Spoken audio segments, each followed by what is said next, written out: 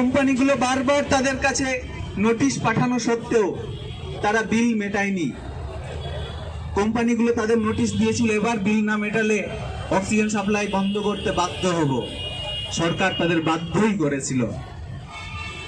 এতগুলো শিশুকে মৃত্যু মুখে ঠেলে দিয়েছিল যে সরকার, সেই সরকার যে কাফিল খান এই শিশুদের বাঁচানোর জন্য এমন পরিশ্রম করলো, সেই কাফিল খানকে গ্রেপ্তার করলো 13 দিনের মাথায়। তারপরে 9 মাস, দীর্ঘ 9 মাস ধরে কোনো ট্রায়াল হয়নি, কোনো বিচার ছাড়াই তাকে বন্দি রেখেছিল। এলাহাবাদ হাইকোর্ট ঘোষণা করলো যে কাফিল খানের কোনো দোষ নেই, তাকে অবিলম্বে মুক্তি দেয়া হোক। একটা সময় গিয়ে বাধ্য হলো কাফিল খানকে মুক্তি দিতে, কিন্তু ছেড়ে দিয়েছিল কি? ছাড়েনি। একটার পর একটা মিথ্যা মামলায় তাকে ফাঁসানো হয়েছে।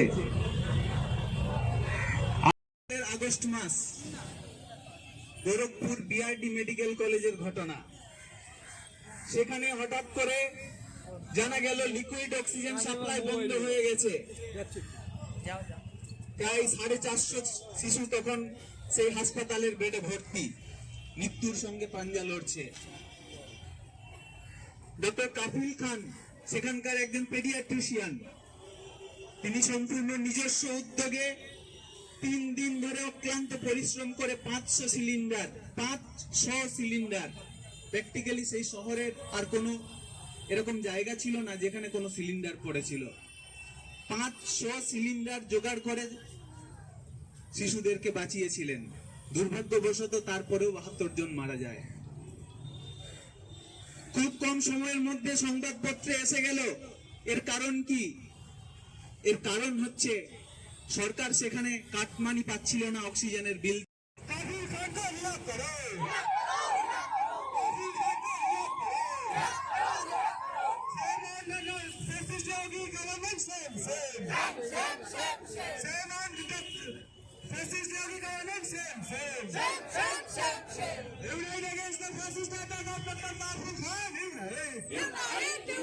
We